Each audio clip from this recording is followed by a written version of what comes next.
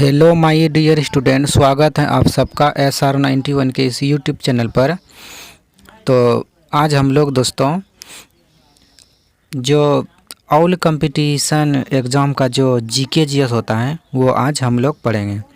जैसे कि कोई सा भी एग्ज़ाम में ये जीके जीएस आपको काम में आ सकता है, जैसे रेलवे हो गया, एसएससी हो गया, उसके अलावा बिहार पुलिस, बिहार दरोगा, कोई सा भी एग्ज़ाम में आप ये जीके पढ़ सकते हैं और सभी एग्ज़ाम में आपको मदद मिलेगा इस जीके से, क्योंकि सभी एग्ज़ाम में आजकल जीके का भी महत्व बहुत हो गया है और जीके प्रश्न भी पूछा जाता है। तो देखिए, अब लेट नहीं करते हैं, प्रश्न हम बताएंगे और कुल मिलाकर के लगभग समझिए तो 2500 प्रश्न बताएंगे। कितना? 2500, यानी कि 2500 प्रश्न यहाँ पे डिस्कस करेंगे। 2500 प्रश्न का महामैराथन स्टार्ट होगा। तो चलिए, ये आपका क्वेश्चन की तरफ चलते हैं। अब ये पहला क्वेश्चन देखिए क्या कहता है। ये प्रथम क्वेश्चन है, थोड़ा सा 1 मिनट रुक जाइए। चलिए, ये पहला क्वेश्चन देखिए क्या कह रहा है। क्वेश्चन कहता है कि भारत से पहले किस देश ने नीति निर्माण उद्देश्यों के लिए पंचवर्षीय योजना की शुरुआत की थी। कहता है कि भारत से पहले किस देश ने नीति निर्माण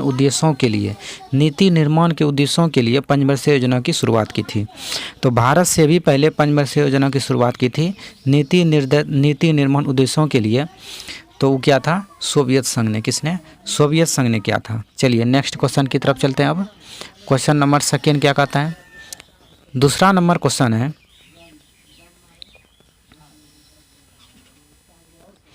दूसरा नंबर क्वेश्चन क्या कहता है देख लेते हैं।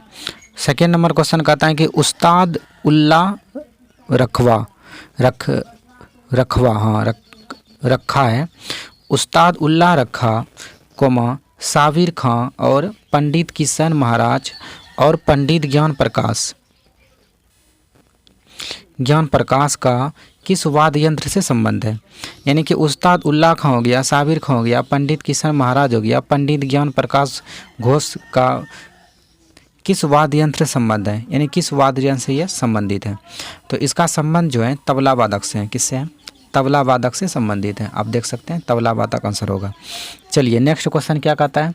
क्वेश्चन है कि प्यादा किस खेल से संबंधित है। प्यादा कोई खेल का ही नाम है एक प्रकार का, जो कि किस खेल से संबंधित होगा। प्यादा, तो इसका शतरंज से संबंध है। किससे? प्यादा शतरंज खेल से संबंधित है। चलिए 4 नंबर क्वेश्चन क्या कहता है कि IBA महिला विश्व मुक्केबाजी चैंपियनशिप 2023, यानी कि IBA महिला विश्व मुक्केबाजी चैंपियनशिप जो है यह एक महिला का मुक्केबाजी चैंपियनशिप होता है, खेल ही एक प्रकार का है, जो कि IBA इसका नाम है, IBA। तो 2023 में जो हुआ था इसकी मेज़बानी किस देश ने की थी। तो 2023 में जो हुआ था महिला मुक्केबाजी चैंपियनशिप IBA का, इसका किस देश ने अथी किया था, तो भाग लिया था भारत ने। किसने? भारत ने। चलिए नेक्स्ट क्वेश्चन कहता है किस भारतीय ओलंपिक ने, यानी कौन सा भारतीय ओलंपिक ने, कौन ओलंपिक व्यक्ति था जिसने प्लेइंग टू विन शीर्षक की आत्महत्या लिखी थी। आत्मकथा होगा यहाँ पे, यानी कि प्लेइंग टू विन शीर्षक, इसको याद रखिएगा। प्लेइंग टू विन शीर्षक आत्मकथा लिखी थी। ये लिखा था साइना नेहवाल ने। किसने? साइना नेहवाल ने लिखी थी। किसने? साइना नेहवाल। चलिए नेक्स्ट क्वेश्चन की तरफ चलते हैं। 6 नंबर प्रश्न होगा, किस वर्ष राजनीतिक हिंसा को दबाने के लिए रौलेट एक्ट पारित किया गया था। यानी कि राजनीतिक हिंसा को दबाने के लिए रौलेट एक्ट कब पारित किया गया था। तो 1919 ईस्वी में रौलेट एक्ट पारित किया गया था। बताए थे हम, ये दिल्ली से पारित हुआ था। कहाँ से? दिल्ली से पारित हुआ था, सिडनी रॉकेट की अध्यक्षता में। सिडनी रॉकेट की अध्यक्षता में यह रौलेट एक्ट पारित हुआ था। इसका 3 नाम था। काला कानून नाम था, क्योंकि इसके अंतर्गत किसी भी व्यक्ति को पकड़ लिया जाता था कभी भी, तो काला कानून भी इसको कहा गया था। और पकड़ने के बाद इनके ऊपर कोई भी कानूनी कार्रवाई नहीं की जा सकती थी, इसीलिए एक इसका और भी नाम था क्या? बिना वकील या बिना दलील का कानून। तो रौलेट एक्ट याद रखिएगा 1919 में अधिनियम में पारित हुआ था। उसके बाद क्वेश्चन कहता है 7 नंबर कि कौन सा शब्द 42वें संविधान संशोधन अधिनियम प्रस्तावना में जोड़े गए। यानी कौन सा शब्द हैं जो कि 42वां संविधान संशोधन अधिनियम के द्वारा प्रस्तावना में जोड़े गए थे। तो 42वां संविधान संशोधन के द्वारा संविधान की प्रस्तावना में 3 शब्द को जोड़े गए थे। कितने शब्द? 3 शब्द को जोड़े गए थे। यहाँ पे आप 2 शब्द देख सकते हैं, समाजवादी और धर्मनिरपेक्ष, और एक अखंडता। कौन सा था? अखंडता। ये भी शब्द को जोड़ा गया था, यानी कि समाजवादी, धर्मनिरपेक्ष और अखंडता, 3 शब्द को जोड़ा गया था। चलिए नेक्स्ट क्वेश्चन है 8 नंबर प्रश्न क्या कहता है?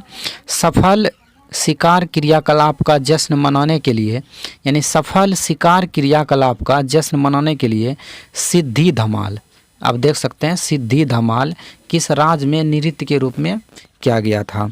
यानी कि सीधी सी बात है यहाँ पे कि सिद्धि धमाल किस राज्य का नृत्य का नाम है? तो गुजरात का है। कहाँ का? गुजरात का। तो वही कहता है कि सफल शिकार क्रियाकलाप जश्न मनाने के लिए सिद्धि धमाल किस राज्य में नृत्य के रूप में प्रयोग किया गया था, या तो नृत्य किया गया था? तो गुजरात में। कहाँ पे? गुजरात।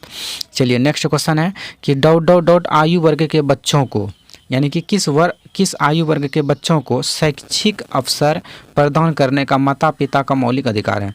यानी कि माता और पिता का मौलिक अधिकार होता है कि किस वर्ष के आयु वर्ग के लोगों को, यानी बच्चों को शिक्षा देने का अधिकार है। तो 6 से लेकर 14 वर्ष के आयु वर्ग वाले बच्चों को माता पिता का अधिकार होता है कि उसको पढ़ाने लिखाने का अधिकार होता है, यानी शिक्षा प्राप्त करने का, शिक्षा दिलाने का। चलिए क्वेश्चन नंबर 10 है, भारत की जनगणना 2011 के अनुसार कौन से राज्य और केंद्र शासित प्रदेशों के किस समूह में उच्चतम साक्षरता दर दर्ज की गई है? यानी कि 2011 की जनगणना के अनुसार कहता है कि कौन सा राज्य है और केंद्र शासित प्रदेश हैं जिसके समूह में उच्चतम साक्षरता दर्ज की गई है। यानी कि साक्षरता दर जो होगा, आप यहाँ पे ई देखिए कि उच्चतम साक्षरता दर, यानी साक्षरता दर जो होगा वो उच्च होगा, हाई में होगा। तो केरल एक राज्य है जहाँ पे उच्चतम साक्षरता दर है 2011 की जनगणना के अनुसार देखा जाता है। उसके अलावा अगर जो केंद्र शासित प्रदेश पूछे या संघ शासित प्रदेश पूछे तो लक्षद्वीप। कौन सा? लक्षद्वीप। ये 2 ऐसा मतलब राज्य है और केंद्र शासित प्रदेश है जहाँ पे साक्षरता दर क्या है? उच्चतम है। चलिए नेक्स्ट क्वेश्चन की तरफ चलते हैं। 11 नंबर प्रश्न कहता है कि भारतीय संविधान का कौन सा अनुच्छेद विधेयक पर राज्यपाल की स्वीकृति से संबंधित है? यानी भारत का संविधान का कौन सा अनुच्छेद है? कितना अनुच्छेद है? हम बताए थे कि 395 अनुच्छेद है मूल रूप से। तो इसमें से कौन सा अनुच्छेद कहता है कि विधेयकों पर, विधेयक मतलब कोई भी विधेयक जो पारित होता है उस पर कहता है, या कोई भी कानून उस पर राज्यपाल की स्वीकृति से संबंधित है। यानी कि कोई भी विधेयक पर पहले राज्यपाल का पहले स्वीकृति होना चाहिए, यानी राज्यपाल जब तक संबोधित नहीं करेगा तब तक वह विधेयक पारित नहीं हो सकता है। ऐसा कानून लिखा गया अनुच्छेद 200 में। किसमें? अनुच्छेद 200 में कहा गया है। चलिए नेक्स्ट क्वेश्चन की तरफ चलते हैं। कहता है कि भरतनाट्यम की उत्पत्ति किस राज्य में हुई है? यानी कि ये भरतनाट्यम जो है एक प्रकार का नृत्य है, ये किस राज्य का नृत्य है? तो तमिलनाडु की। कहाँ की? तमिलनाडु की नृत्य है। चलिए नेक्स्ट क्वेश्चन है 13 नंबर कि प्रधानमंत्री कौन था जब नई आर्थिक नीति के भाग के रूप में वैश्वीकरण नीति प्रस्तुत की गई थी? यानी कि कौन प्रधानमंत्री था जब नई आर्थिक नीति के भाग के रूप में वैश्वीकरण की शुरुआत की गई थी? तो हम बताए थे क्लास इंटर में जब पढ़ाए होंगे, तो वैश्वीकरण की शुरुआत 1991 में की गई थी। उस समय प्रधानमंत्री था, और नई आर्थिक नीति की शुरुआत भी की थी 1991 में पीवी नरसिम्हा राव था कि नहीं? पीवी नरसिम्हा राव ये प्रधानमंत्री थे। चलिए नेक्स्ट क्वेश्चन की तरफ चलते हैं। 14 नंबर का आता है कि भारतीय संविधान का कौन सा अनुच्छेद कुछ मामले का कार्य हो गया, शिक्षा हो गया, सार्वजनिक सहायता के अधिकार से संबंधित है? यानी कौन सा अनुच्छेद है जो कि सार्वजनिक सहायता के अधिकार से, कार्य, शिक्षा, इन सभी से संबंधित हैं? तो अनुच्छेद 41 जो है इन सभी से संबंधित हैं। किससे किससे हैं? तो कार्य हो गया, शिक्षा हो गया और सार्वजनिक सहायता, यानी कि सरकारी काम में जो भी आप सहायता मदद कर सकते हैं, ऐसा अनुच्छेद किसमें? अनुच्छेद 41 में कहा गया है। चलिए क्वेश्चन नंबर 15 की तरफ चलते हैं। कहता है कि एक महान कवि था और मानवतावादी लेखक भी था, रविन्द्रनाथ टैगोर। कौन थे? रविन्द्रनाथ टैगोर ने किस घटना के विरोध में अपनी नाइटहुड की उपाधि को लौटा दी थी? यानी कि अंग्रेजों को वापस दे दिया था। अंग्रेजों ने ही उसको उपाधि दिया था 1918 में दिया था, ठीक है, उसको वापस कर दिया। किस घटना के विरोध में? तो जलियांवाला बाग हत्याकांड हुआ था 1919 में। कब? 1919 में जलियांवाला बाग हत्याकांड हुआ था, जिसके कारण इसको रौलट एक्ट भी बोल सकते हैं, इसी समय हुआ था। तो यही इन दोनों घटना के कारण ही रविन्द्रनाथ टैगोर ने और महात्मा गांधी ने अपना उपाधि को क्या कर दिया? वापस कर दिया। महात्मा गांधी ने कौन सा उपाधि वापस कर दिया? केसर ए हिंद की। केसर ए हिंद। केसर ए हिंद की उपाधि महात्मा गांधी ने वापस कर दिया और रविन्द्रनाथ टैगोर ने नाइटहुड की उपाधि वापस कर दी। किस घटना के बाद? तो जलियांवाला बाग हत्याकांड के बाद। कब हुआ था ये जलियांवाला बाग हत्याकांड? 13 अप्रैल 1919 को। कहाँ पे? अमृतसर के पंजाब में हुआ था। और इसको जांच पड़ताल करने के लिए एक समिति भी बनाई गई थी जिसका नाम था हंटर समिति, याद रखिएगा। उसके बाद चलिए 16 नंबर क्वेश्चन कहता है बहुचर्चित अंग्रेजी उपन्यास, यानी कि बहुत एक चर्चित है अंग्रेजी उपन्यास है, ये चर्ची में है यानी चर्चा में है। क्या नाम है? एलिस ज एडवेंचर्स इन वंडरलैंड, यानी कि एलिस ज एडवेंचर्स इन वंडरलैंड ये उपन्यास है। इसका लेखक कौन था? तो इस उपन्यास के लेखक हैं लुइस कैरोल। कौन है? लुइस कैरोल है। लुइस कैरोल है। किसका, कौन सा उपन्यास का? एलिस ज एडवेंचर्स इन वंडरलैंड। इसके उपन्यास के लेखक कौन है?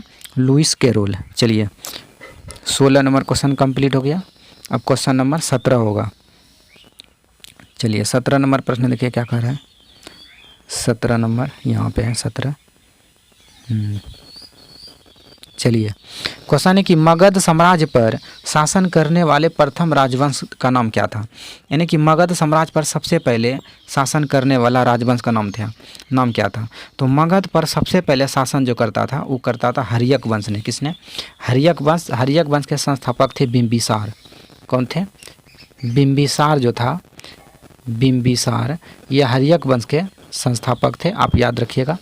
और हर्यक वंश जब मगध पे आया तो मगध फिर जब समाप्त हो गया तब जाकर के मगध वंश पे ही एक दूसरा वंश आया जिसका नाम आया मौर्य वंश। और मौर्य वंश के संस्थापक थे कौन? चंद्रगुप्त मौर्य, याद रखिएगा। चलिए नेक्स्ट क्वेश्चन की तरफ चलते हैं। 18 नंबर प्रश्न क्या कर रहे हैं? 18 नंबर प्रश्न कहता है कि कौन दिल्ली सल्तनत का सुल्तान था जब दक्षिण भारत में बहमनी साम्राज्य का स्थापना की थी? यानी कि कौन सा दिल्ली सल्तनत का एक सुल्तान था जो दक्षिण भारत में बहमनी साम्राज्य का स्थापना की थी? तो याद रखिएगा दक्षिण भारत में बहमनी साम्राज्य की स्थापना किसने की थी? तो दिल्ली सल्तनत का एक सुल्तान था, उन्हीं ने किया था। कौन था सुल्तान बताओ? तो मोहम्मद बिन तुगलक। कौन थे? मोहम्मद बिन तुगलक ने दक्षिण भारत में बहमनी साम्राज्य की स्थापना की थी। नेक्स्ट क्वेश्चन है 19 नंबर प्रश्न होगा कि एनी बेसेंट ... के प्रभाव में एक फेबियन साम्राज्यवादी थी। यानी कि एनी बेसेंट किसके प्रभाव में? एक फेबियन साम्राज्यवादी थी। तो जॉर्ज बर्नार्ड के प्रभाव में एनी बेसेंट एक फेबियन साम्राज्यवादी थी। चलिए नेक्स्ट क्वेश्चन की तरफ चलते हैं। अब अगला क्वेश्चन कहता है 20 नंबर प्रश्न है कि संगीतकार भजन सोपोरी, इसको याद रखिए कि भजन सोपोरी जो है एक संगीतकार है। क्या है? संगीतकार है। कहता है ... के घराने के एक संतूर वादक हैं। यानी किस घराने के संतूर वादक हैं? कौन? भजन सोपोरी। तो भजन सोपोरी जो है सूफियाना घराने के संतूर वादक हैं। यानी कि ये सूफियाना घराने के हैं। किसके? सूफियाना घराने के। चलिए नेक्स्ट क्वेश्चन की तरफ चलते हैं। भारत में किस वर्ष अंतरिम अवधि के लिए दोहरी विनिमय दर को अपनाया गया था? यानी भारत में कौन सा साल, यानी किस साल दोहरी विनिमयकरण, इसको समझिए, दोहरी विनिमयकरण दर को अपनाया गया था? तो दोहरी विनिमय दर को कब अपनाया गया था? कौन साल अपनाया गया था? 1992 में अपनाया गया था। चलिए क्वेश्चन नंबर 22 की तरफ चलते हैं। अब कहता है कि सुअपोषी ... का स्थिरीकरण कर सकते हैं। सुअपोषी किसका स्थिरीकरण कर सकते हैं? तो सुअपोषी ने कार्बन डाइऑक्साइड का स्थिरीकरण कर सकते हैं। चलिए नेक्स्ट क्वेश्चन है, क्वेश्चन नंबर 23 होगा। पानीपत की पहली लड़ाई बाबर और ... के बीच लड़ी गई। बाबर और किन के बीच लड़ी गई थी पानीपत की पहली लड़ाई? तो ये जानिए पानीपत की पहली लड़ाई 1526 में लड़ी गई थी। अकबर नहीं था, बाबर। हाँ बाबर